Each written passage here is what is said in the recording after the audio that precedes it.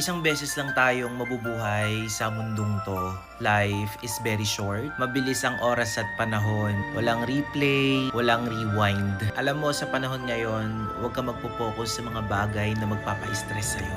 Enjoy mo lang yung buhay mo. Kasi life is very unpredictable. Gawin mo yung mga bagay na magpapasaya sa'yo. Oo, minsan nahihirapan ka, nagkakaproblema ka, pero minsan kailangan mo nalang tanggapin yung sitwasyon na ganyan talaga ang buhay, nangyayari talaga yan, na okay lang yan. Pero alam mo, someday magiging proud ka sa sarili mo kasi nalagpasan mo yung pinakamahirap na sitwasyon ng buhay mo. At very soon magiging masaya ka at mapapasabi ka na lang na, God, this is more than I prayed for. Kaya piliin mo palaging maging masaya at piliin mo palaging maging mabuti. We only live once. Kaya remember, life is short. So, enjoy mo yung buhay mo dito sa mundo natin.